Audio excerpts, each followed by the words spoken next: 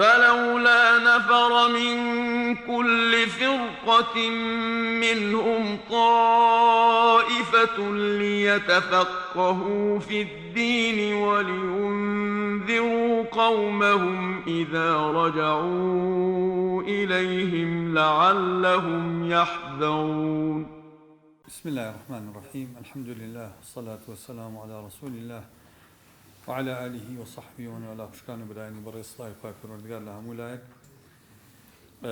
بابەتی ئەمڕۆمان بەڕێزان قسە لەسەر فقهێکی ترەکەین لەو فقهانەی کە عەرزم کردن کە گرنگە ئێمە وەکو ئینسانی ئیماندار ئاگامان لێیان بێ بۆ ئەوەی کە بتوانین دەقەکان وەکو پێویستیا وەکو ئەوەی کە خوای پەروەردگار ئێوە جێبەجێیان بکەین. ئەمشۆ بەڕێزان قسە لەسەر فقهی ئەولەویات دەکەین. فقهی ئەولەویات واتە فقهی ئەو شتانەی کە لە پێشینی کارەکانمانن، ئەوانەی کە گرنگە ئێمە سەرەتا بەکاریان بێنین یا بیان کەین و جێبەجێیان بکەین. عولەما ئەم فقهە بە خەریتەی شەرعی بۆ حوکمە شەرعیەکان باسەکەن، واتە نەخشەی حوکمە شەرعیەکان، واتە تۆ چۆن دیتە ناو ئەحکامی شەریعەوە لەکوێوە دەست پێ ئەەکەی، کامانە گرنگن کە تۆ ئەولەویەت بەکاریان بێنی و گرنگیان پێ بدەی، کامانە ئەکرێ دوا بخرێن. کەواتە ئێمە بۆ نمونە کە دەست پێ ئەەکەین سەرەتا ئێستا لە هەر کەسێکمان بپرسین وەکو موسڵمان بڵێن چی لە دینا گرنگە، ئەڵێ عەقیدە گرنگە، بیر و باوەڕ گرنگە. کە کەسێک باوەڕی بۆ ئیسلام سەرەتا لە بیر و باوەڕەوە دەست پێ ئەەکەی، پێی ناڵێ نوێژ بکە، چونکە ئەگەر ئیمانی نەبێ نوێژ بۆ کێ بکە، ئەو ئەگەر نەزانێ خوایەکەیە، ئەگەر ئیمانی بە بنەماکانی ئیماندانە مەزرا بێ، ئەو کاتە عولەما قاعیدەیەکیان هەیە ئەڵێن الكفار لا يخاطبون بفروع العبادات. ئینسانی بێدین فروع عیباداتی لێ داوا ناکرێ، بۆ چونکە ئەگەر بیشی کا قبوڵ نییە، یعنی کابرا بۆ نمونە ئیمانی بەخوا نییە، نوێژیش بکا قبوڵ نییە، زەکاتیش بدا قبوڵ نییە، بچێ بۆ حەجیش قبوڵ نییە، ئەو ئەساساً ئیمانی بەخوا نییە یا ئیمانی بە زیندوو بوونەوە نییە. لەبەرەوە ئەمە پێوتێ ئەولەویات، ئێمە کە ئەمانەی ئامۆژگاری خەڵک بکەین لەشەوە لەگەڵ خەڵک دەست پێ ئەەکەین. لە چیەوە عولەما ئەم فقهیان وەرگرتووە؟ لە کۆمەڵێک دەقی قورئان و سنەتی پێغەمبەر صلی الله عليه وسلم و فعلی سەحابە وەریان گرتووە. بۆ نمونە خوای پەروەردگار فەرمێ ئەطیعوا الله وأطیعوا الرسول وأولی الأمر منکم. ئەمە ئەولەویەتە. یەکەم جار ئیطاعەتی ئەەکەین خوای گەورە، دوای خوای گەورە پێغەمبەر صلی الله عليه وسلم، دوای ئەو ئولی الأمرەکەین. ئەگەر سەرنج بدان پەروەردگار کە باسی الله و ڕەسوولەکە فعلی ئەطیعوا دووبارە ئەکاتەوە، کەواتە ئەطیعوا الله جۆڕایاڵی فەرمانەکانی پەروەردگار بن و ئەطیعوا الرسول جۆڕایاڵی فەرمانەکانی پێغەمبەر بن صلی الله عليه وسلم. بەڵام کە باسی ئولی الأمرەکە خوا نافەرمێ ئەطیعوا الله وأطیعوا الرسول وأطیعوا أولی الأمر منکم. فعلی ئەطیعوا بۆ ئولی الأمر بەکار ناهێنێ. عولەما ئەفەرمون ئەمە ئاماژەیە بەوەی کاتێک ئێمە ئیطاعی ئولی الأمرەکەین کە ئەمرەکانیان موافقی ئەمری خوا و پێغەمبەر بێ، لەبەرەوە فعلی ئەطیعوا بەکار ناهێنێتەوە. یعنی ئەطیعوا الله وأطیعوا الرسول وأطیعوا أولی الأمر منکم إن كان أمرهم موافقا لإطاعة الله ورسوله. ئەگەر مخالف بوو ئەو کاتە لا طاعة لمخلوق في معصية الخالق. ئەگەر ئەمری ئولی الأمر مخالف بوو بۆ ئەمری خالق یا بۆ ئەمری پێغەمبەر صلی الله عليه وسلم، ئەو کاتە ئیطاعە ناکرێن، کەواتە ئەولەویەت بۆ ئەمری خوایە. حتا ئێمە لە مەصادری تەشریع جەنابتان نەزانن ئێمە نۆ سەرچاوی حکمی شەرعیمان هەیە. سەرچاوی یەکەم بەهێزترینیان قورئانە. پێغەمبەری خوا صلی الله عليه وسلم کاتێک معاذ نێرێ بۆ یەمەن ئەفەرمێ بما تحكم إن عرض عليك القضاء. ئەفەرمێ ئەگەر قەضایان بۆ قەضا حکم ئەگەر سکاڵایە کاتە بەردەمە ئەفەرمێ بما تحكم، بەچی حکمەکەی؟ قال أحكم بكتاب الله قال فإن لم تجد قال فبسنة رسول الله. کەواتە ئەم ئەولەویەتە بە معاذ لەمە تێگەشتووە. ئەولەویەتی تطبیقی حکمی شەرعی قورئانە، دوای ئەوە سنەتە، دوای ئەوە ئەنجادەینە سەر ئیجماع و قیاس و استصحاب و استحسان و مصالحی مرسلە و شرع من قبلنا و عرف و قول و صحابی و سدی ذرایع. ئەمانە مەصادری حکمی شەرعین بەپێی تەرتیب. خوای پەروەردگار لە باسی چاکەیە کە ئێمە خێر بکەین، چاکە بکەین، ئەفەرمێ چی؟ خوای پەروەردگار ئەفەرمێ ئەگەر چاکەتان کرد ئەفەرمێ والجاری ذی القربى والجاری الجنوب والصاحب بالجنب. دراوسەیەکت کە خزمتە لە پێشترە لەوەی هاوکاری بکەی وەک لەوەی دراوسەیەکت کە بەس دراوسێتە. کەواتە ئەولەویەت بۆ ئەمەیانە کە خوای پەروەردگار ئەفەرمێ إن تبدوا الصدقات فنعما هي وإن تخفوها وتؤتوها الفقراء فهو خير لكم. باسي صدقاتك صدقات كاميان أفضل ترى همو عبادتك برزان فرضكي جهري خير ترى سنتەکەی سڕی خێرترە ئەمە عموما یعنی بۆ نمونە ئەگەر من زەکاتی فەرضم دا ئەو کاتە جەهارن نەهارن زەکاتەکە ئەدەم ئەگەر نوێژی فەرضم کرد ئەچم بۆ نوێژی جەماعەت بەڵام هەموو نوێژێکی سنت باشتر وایە لە ماڵا بکرێت لە بەرچاوی خەڵک نەکرێت باشە هەموو سەدەقەیەکی سنت باشتر وایە ئینسان بیشارێتەوە بەڵام هەموو سەدەقەیەکی فەرض ئەسڵ وایە ئینسان ئیعلان بە ئیعلان بیدا هیچ کێشەی نییە حەج فەرضە بە ئیعلان نەکرێت کەواتە خوای پەروەردگار کە باسەکە باسی ئەولەویە دەکا ئێمە چۆن خێر بکەین پەروەردگار فێرمانەکە ئەفەرمی قول معروف ومغفرة خير من صدقة يتبعها أذى ئەولەویەتمان پێ ئەڵێ کابرایەکی هەژار دێ ئێوێ هاوکاری بکەی باشە ئەگەر هاوکاری بکەی خوای پەروەردگارە ئەفەرمێ ئەگەر هاوکاریت کرد لا تبطلوا صدقاتكم بالمن والأذى نەچی حەیای کابرای فەقیر بەری لە هەموو شوێنێ باسی بکەی قەرزم لایەتی و قەرز کوێرە و نایاتەوە و هەموو ڕۆژە ئیشێکی پێێتە و هەموو ڕۆژە مەرحەبا و ناکە ئیشی پێو نەبێ خوا ئەفەرمێ ئەمە خێری سەدەقەکە ئەبا ئەفەرمێ قول معروف ئەفەرمێ ئەگەر ئەزانی حاڵێ وایە قرز مدى بخلق قول معروف ومغفرة خير من صدقة يتبعها أذى أفرمي قسيكي خوش مثلا رويكي كراوا دعايكي خير بو كابراي هجار بك باشا بشوازكي ناشرين دزمن يبريوا خواي پروردگار فرمي أما يعني لو باشترا قرزكي بديته يا خيري بيبكي بلام دواتر بچي حياي بري لنا بخلقه كابرا بشكيني كرامتي بشكيني بو يخوا فرمي لا تطيلوا صدقاتكم بالمن والأذى قليكي ناسق لبيغمبر أكا خواي پروردگار بيغمبر إخوة صلى الله عليه وسلم لناو كوماليق لسراني قريشا دانشتوا دعوة عنك بيامكي نابينادت برسالي شرعي هي بيغمبر إخوة صلى الله عليه وسلم بتيجيشتني خوي وإخلاصي بو دعوكي عليه من أم سراني قريش جاريش كبو من كونابنوا سرقاوي أوانا أم كابرا نابينايا كدي برسالك بيغمبر إخوة صلى الله عليه وسلم بشتيتي أكا وبرويكي جرج ولامي أداتوا خو كابرا نابينا روي بيغمبر نابيني بس خوا بيني بيتي خوا لسر دڵشکاندنی ئەو پیاوە دێتە جواب ئەفەرمی عەبەسە وتەوەلا گلەی لە پێغەمبەرەکە صلی الله عليه وسلم ئەن جاءه الأعمى خوا ئیرشادی پێغەمبەر ئەکا بەوەی ئەفضل ئەوە بوو جوابی ئەو نابینایە بیتەوە پشکەیتە سەرانی قوڕیش ئەو ئیماندارە نابینایە لەوان گەورەتر بوو لای خوا فەرمی وما يدريك لعله يزكى أو يذكر فتنفعه الذكرى أما من استغنى فأنت عنه تلهى لبرو خواي پروردگار ارشادی پیغمبرکا صلی الله علیه و اولویت او بو کتو ولامی ایمانداری کی نابینا و بدایتو لحدیثی کی قدسیه پیغمبر صلی الله علیه و سلم افرمی خواي پروردگار فرمیتی باسی اولویتی کردوکانکا کا فرمی ما تقرب الي عبدي بمثل ما اداء ما افترضته عليه افرمي عبد بشي زول لاخوان زيك بيته بفرائض كان ولا يزال يتقرب الي بالنوافل حتى احبه دوایەوەی کە فەرزەکان بە تەواوی ئەکا ئەنجا سنەت ئەکا ئەم سنەتانە لە پەروەردگاری نزیکەکەنەوە تا خواخۆشی ئەوێ کەواتە ئەولەویەت بۆ چییە؟ ئەولەویەت بۆ فەرزەکانە پێغەمبەری خوا صلی الله عليه وسلم ئەفەرمێ الإيمان بضع وسبعون أو بضع وستون شعبة ئەفەرمێ ئیمان حەفتا و ئەوەندە بۆ شەست و ئەوەندە بەشە ئەفەرمێ ئەعلاها باڵاترین پلەکانی ئیمان أفرمي شهادة أن لا إله إلا الله وإني رسول الله كلمة توحيد أفرمي وأدناها بتشوكترين بلي إيمان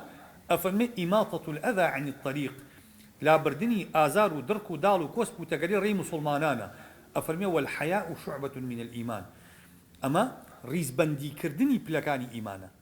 كوات أولوية بوتشيا بو كلمة توحيدة دواتر أحكام الشرعية كان دين أخواره بو أخير لحديث الكتاب پیغمبر فرمي صلى الله عليه وسلم إن الله لا ينظر إلى صوركم ولا إلى أجسامكم ولكن ينظر إلى قلوبكم أفرمي خوا سيدي لا شيء إنسان ناكا خواي قولة سيدي أو ركشاني مروف ناكا ينظر إلى قلوبكم سيدي دلأكا أولويات بوكر دوي چيا برزان أولويات بوكر دوي دلا إنسان دلي ساق به إنسان أقر دلي باك بو أقر دلي صاغ بو وكو بيغمبر فرمي صلى الله عليه وسلم ألا وإن في الجسد مضغة إذا صلحت صلح الجسد كله وإذا فسدت فسد الجسد كله ألا وهي القلب خواي پروردگار فرمي إلا من أتى الله بقلب سليم كواتا أولويات إنسان أوية كدلي لقل خوا صاغ كاتوا لە کردەوەیە هەندێک جار تووشی هەڵەیەگە بێت تاوانێگە بێ ئەولەویەت بۆ کردەوەکانی دڵێتی لە حەدیثێکا پێغەمبەری خوا صلی الله عليه وسلم کابرایەک دێتە خزمەتی ئێوە جیهاد کا لەگەڵی پێغەمبەری خوا صلی الله عليه وسلم پێی ئەفەرمێ ئەحەی والیداک ئەفەرمێ دایک و باوکە لە ژیانە ماون قال نعم قال ففيهما جاهد فەرمی بڕۆ جیهاد لای ئەوان بکە خزمەتی ئەوان لەم جیهادە گرنگترە طبعا ئەم جیهادی کە پێغەمبەری فەرمێ صلی الله عليه وسلم جیهادی فەرضی عین نیە جیهادی فەرضی کیفایی دوای فەتحی مەککەیە ئەفەرمی ئەگەر تۆ دایک و باوکە زیندوو بوون ئەرکی پێشینەی تۆ ئەوەیە خزمەتی ئەوان کەی نەک لەگەڵ من بێ بۆ جیهاد ئەمە ئەولەویەتە پێغەمبەری خوا صلی الله عليه وسلم فێری ئەولەویەتی ئەکا کابرایەک دێتە خزمەتی ئەصحاب لە تێگەیشتنیانە مەسەڵەن سەحابەکە هاتوون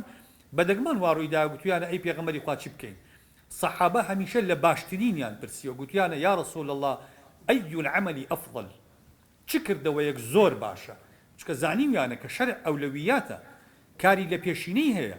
پێغەمبەری خوا صلی الله عليه وسلم سەحابەیە گاتە خزمەتی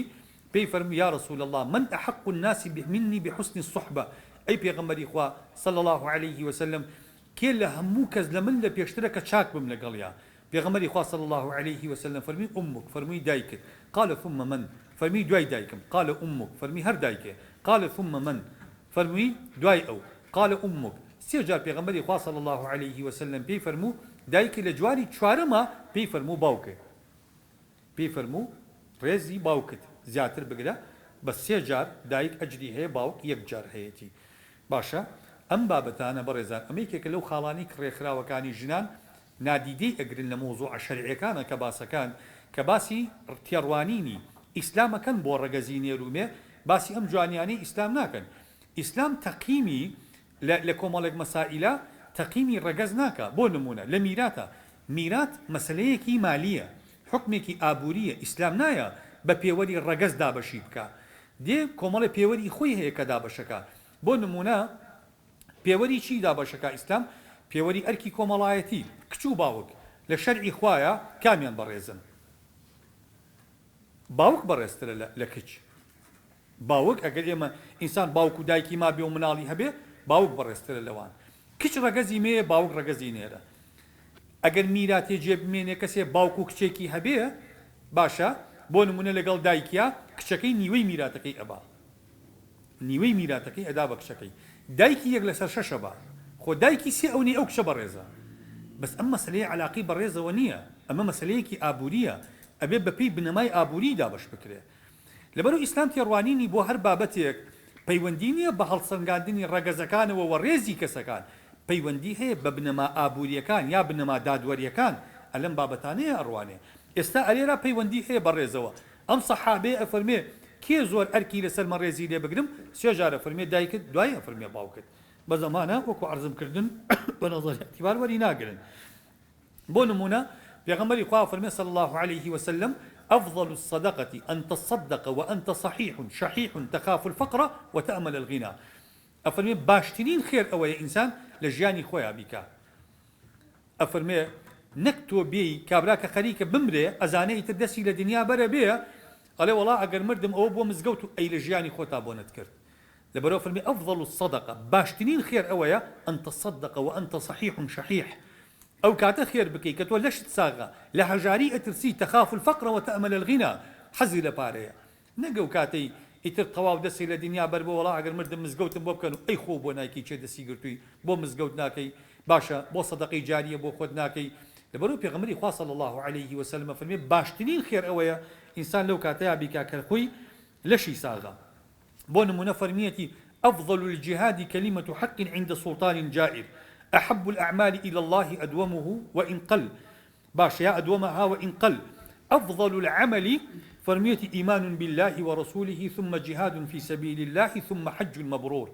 كواتسيدك إلى حمو أم دقانيا بيغمر صلى الله عليه وسلم آراستي إما أكابو باشترين كان باش من هي وباشترين من هي قرنجي أم بابا تبرزان لتشي هذا ركبه وكو عرضم كردن برشاوروني تماما نداته کە ئێمە لەکوێی دینەوە دەست پێ ئەەکەین بۆ خۆمان و بۆ خەڵکیش لەکوێی دینەوە داوای خەڵکەکەین لەکوێی دینەوە یعنی تۆ پزیشکێکی نەخۆشێک هاتۆتە بەردەستی تۆ سەری نەزیفە و قاچی شیبری نارە ئەولەویەت بۆ کامیانە لە پێشا چارەسەریکەی بۆ برینەکەی سەری یا قاچێتی بۆ برینەکەی سەرێتی کەواتە دین فێری ئەم ئەولەویەتەمانەکە تۆ داعی کە پزیشکی باشە فێری ئەکا لەکوێی نەخۆشەکانەوە لەکوێی ئەو خەڵکانی کە کێشەیان هەیە لەکوێی ئەو خەڵکانی کە کەم تەرخەمیەکیان هەیە لەگەڵ دینە لەکوێی ئەو خەڵکانەوە ئێمە دەست پێ ئەەکەین لەبەرەوە دین پێمانە فەرمێ ئەولەویەت بۆ ئەرکانەکانە بۆ بنەماکانی ئیمانە دوای کە دینە سەر عیبادات پێمانە فەرمێ ئەولەویەت بۆ فەرزەکانە لە دوای فەرزەکان ئەنجا دینە سەر سونەتەکان کابرا زەکاتی ماڵی خوانەیە کە فەرزە خێری نەفلی لێ قبوڵ ناکرێ ڕەمەزان بە ڕۆژوو نەبێ کە فەرزە ڕۆژووی سونەتی لێ قبوڵ ناکرێ چونکە بۆچی ئەمە فەرزەکانە ئەبێ کابرا فەرزەکان جێبەجێکە لە فەرزەکانەوە بڕوە بۆ سونەتەکان هەڵبەت کاڵم لێ قبوڵ ناکرێ مەبەست لەوە نییە کە کابرا هیچ خێری ناگا خێری ئەگا بەڵام ئەو عقابی ئەگەر سونەتەکەی نەکردایە ئێمە لە تعریفی فەرض و سونەتە کە پێناسەیانەکەین ئەڵێن فەرض باشە بریتیە لەو حکمە شەرعیەی کە ئەگەر کابرانەیکا سزا ئەدرێ بەس سونەت ئەگەر نەیکەی سزا نادرێ تۆ فەرزێکت تەرک کردووە کە سزاکەی لەسەرتە سونەتێکت کردووە کە سزای لەسەر نەبوو ئەگەر نەیشت کردایە ئەوە تێگەیشتنێکی هەڵەیە لە دەق وە لە دین بۆیە پێغەمبەری خوا صلی الله عليه وسلم هەمیشە لە کردەوەی باشە ئەمری کردووە بەوەی لە باشترینەوە دەست پێ بکەین لە کردەوەی خراپیشە هەمیشە ئاماژەی کردووە بەوەی لە خراپترین خۆمان بپارێزین مثلا فەرمیەتی ئەلا ئونەبیئوکم بئەکبەری الکەبائر پێتان بڵێم چ گوناهێک زۆر گەورن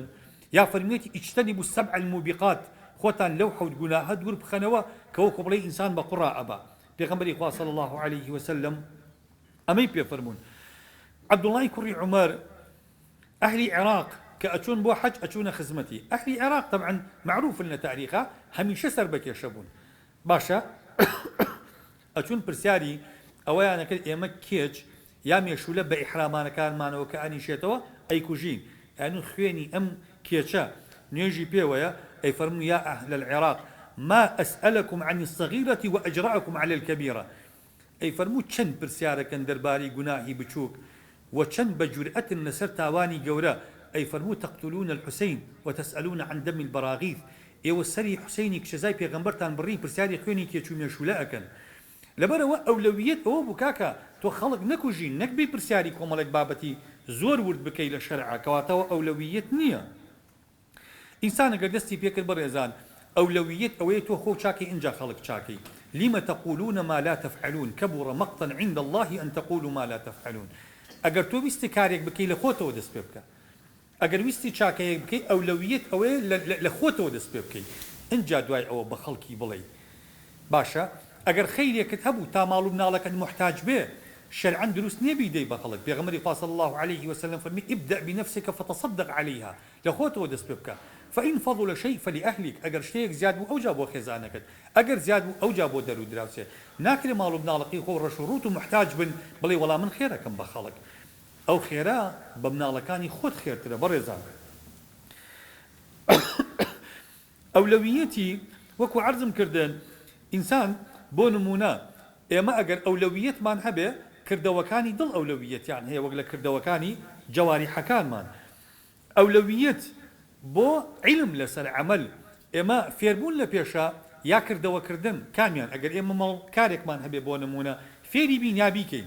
ئەبێ یەکەم جار فێری بین خوای پروردگار بە پێغەمبەر فەرمێ فاعلم أنه لا إله إلا الله ئەفەرمێ بزانە کە تەنها خوا تاکو تەنهایە پێی نافەرمێ قل لا إله إلا الله نافەرمێ بڵێ ئەفەرمێ ئیعلم ئەفەرمێ بڵێ کە بە پێغەمبەر ئەفەرمێ باسی بۆ ئیمانداران کە ئەفەرمێ فليعلموا أنه لا إله إلا الله با ئەوانە بزانن نافەرمێ فليقولوا ئەفەرمێ با بزانن کەواتە خوشکان و برایانی بەڕێز ئەگەر ئێمە بمانێت دیندارێکی سەرکەوتوو بین پێویستە شەرعزانێکی سەرکەوتوو بین ئەگینا دینداری بەبێ زانیاری ناکرێ ئەکەوینە هەڵەوە لەبەرەوە علم پێش عەمەلە خاڵێکی تر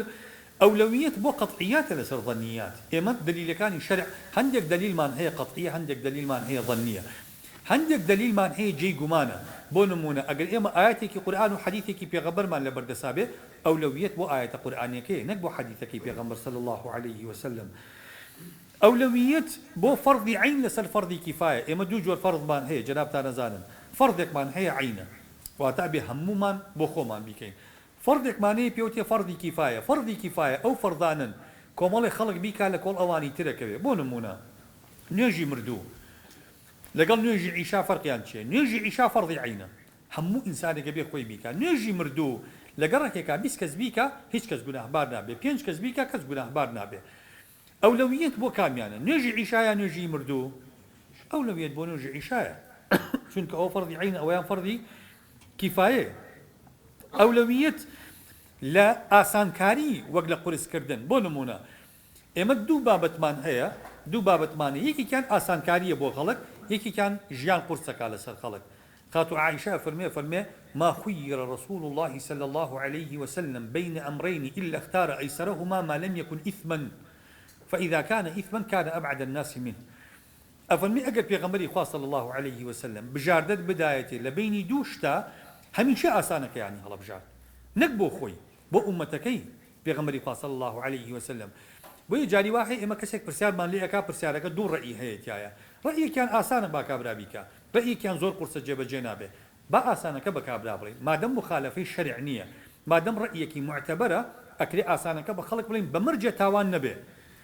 کەواتە هەمیشە ئێمە لایەنی ئاسانکاری لەگەڵ خەڵک بگرین. ئەولەویەت بەڕێزان بۆ چۆنێتیە نەک چەندێتی. یعنی بۆ نمونە تۆ نوێژی سوننە دەکەی، پەلەی ئەوە نەبێ دە ڕکعات نوێژەکەی، دوو ڕکعات بە خشوعەوە، دوو ڕکعات کە دڵی ئاگای لێ بێ لە 100 ڕکعاتی بێ خشوع خێرترە. خوا نوێژی پەلە و نوێژی بۆ نمونە هەڵپە و ئەم نوێژەی بۆ چییە؟ کابرا قورئانی بەدەستەوەیە، ڕەمەزان ختمەکە، باشە بە چاوی بەسەرا ئەگێڕێ، ئەو پێی ناوتێ قورئان خوێنن. بەڕێزان خوا ئەفەرمێ ئەفەلا یەتەدەبەرونە القورئان، قورئانە بێ بە تەدەبور بخوێنرێ، قورئانە بێ وشە بە وشەکە ئیخوێنی زیهنت لای بێ. ئەگەر وتی یا ئەیوهە الەذینە ئامەنوو گوێ هەڵخەی بزانی دوای ئەمە پەروەردگار ئەمری هەیە یا نەهی هەیە، گوێ بگری جێبەجێیکەی. ئەوە پێی ناوتێ قورئان خوێندن کابرا بەس ئەڕوا بەس وشە ئەخوێنێتەوە، بەس وشە ڕیزەکە، بەس کەلیما دەڵێ، بەس ئەگەر پێی بڵی باسی چیەکە نەزانێ باسی چیەکە. بەڕێزان ئەوە قورئان خوێندن نییە، لەبەرەوە لە عیباداتە حکمی شەرعی لەسەر چەنە؟ لەسەر چۆنیەتی کردنەوەی کارەکەیە. تۆ چۆنت کرد، چەندت ئاگا لێ بوو. کابرا ئەچێت دە عەمرە ئەکا، دە حەجەکە، بەڵام یەک حەج یەک عەمرە گۆڕانکاری تا دروست ناکە. عولەما ئەفەرمون نیشانی قبوڵکردنی حەج یا عەمرە ئەوەیە کابرا کردەوەکانی دوای حەجەکەی وەکو پێش حەجەکەی نەبێ. ئەگەر وابوو یەقینی هەبێ خوا حەجەکەی قبوڵ نەکردووە. ئەگەر غەشباسیەکەی، ئەگەر دەمپیسیەکەی، ئەگەر دەستپیسیەکەی، ئەگەر گەندەڵیەکەی، ئەگەر دوول لە ڕوویەوە درۆزنیەکەی، ئەگەر داوێن پیسیەکەی، ئەگەر مەشروب خۆریەکەی لە دوای حەجەکەی چووەوە سەری یەقینەن خوالی قبوڵ نەکردووە. چونکە حەج ئەبێ گۆڕانکاری دروستکە، ئەگەر نەیکرد کەواتەوە حەجە مەقبول نییە. لەبەرەوە عولەما کاتی خۆی کە باسی حەجیان کردووە، کە باسی حاجیان کردووە، وا باسییان کردووە. ئەگەر غەڵەت نەبم بە عەبدوڵای کوڕی موبارەکە جارێکیان لە بەرچاوی ئەو کابرای ئەڕوانەی ماشەڵڵا سێدەکە حاجی ڕەژەکاتەوە، ئەفەرمێ ما ئەکثەر الحجاج،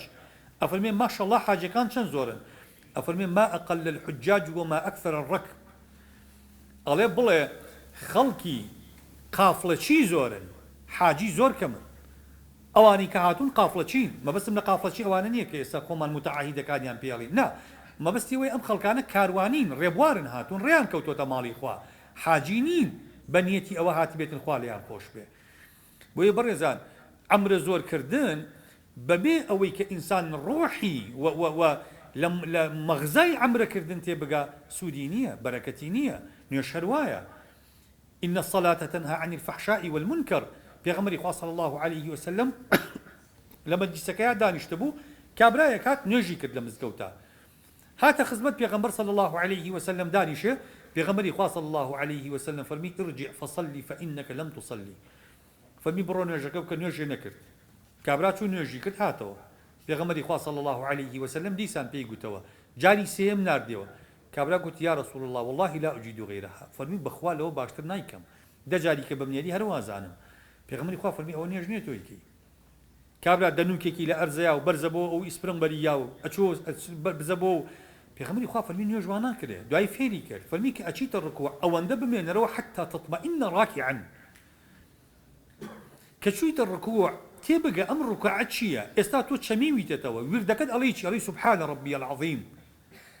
یعنی چی؟ معنای ئەم حرەکەیە چییە؟ کە چوویتە سوجدا، کە سەری چووە سەر ئەرزەکە، دەستی ئاوادانە، خۆ چەمانەوە کە ئەڵێی سوبحانە ڕەبی الأعلى. واتە ڕەبێکی ئەعلا هەیە گوێی لەم وردەی تۆیە تۆ ئەتوێت چی بڵێ بۆ ئێستا سەری لەسەر ئەرزە ئەتوێت چ پەیامێکت هەیە بۆ ئەو ئەبێ ئاگات لەم پەیامە بێ کە ئەیڵی ساحیبی ئەم بەڵێ نەبی کە ئەیدەی بۆیە خوشکان و برایانی بەڕێز یعنی ئەم عیبادەتانە چەندێتیەکەی لە لای خوا مەطلوب نییە چۆنیەتی کردنەکەی پەیامەکەی جانی بە مەقاصیدەکەی کە باسمان کرد لە دەرسەکانی کەیە ئەمە گرنگە بۆیە خوای پەروەردگار لە قورئانە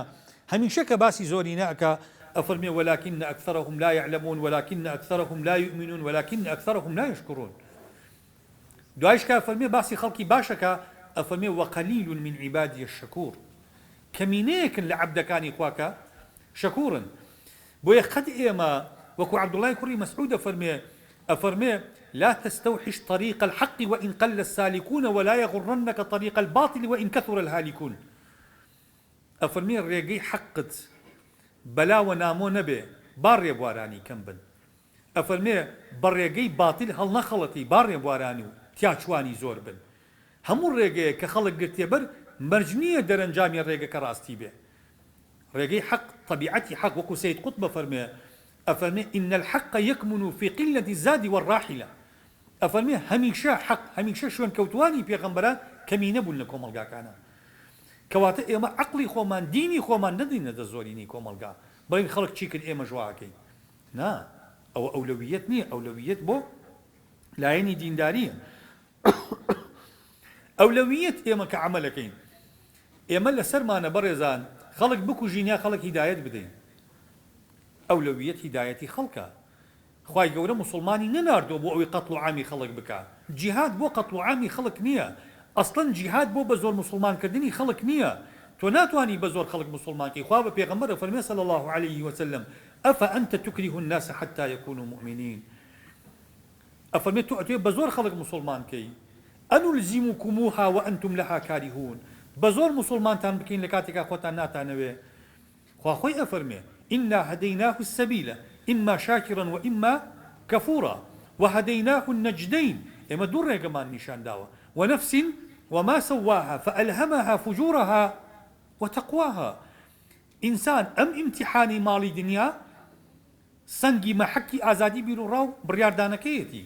أقل من آزاد نيم لبرياردان لباي چي سزا أدرم لقيامت لسد بجاردية كدستم نبوة أقل كابرا بزور حجاب بيكر أقل بزور نوجي بيكر كأو نيتي بو خوانا بيه أم نوجو حجابة قيمتي چي لميزان وترازو الشرع بريزان لبرو ديني خوا بزور ناكري بسر خلقا بدي الجهاد بو أولية بزور خلق مسلمان كي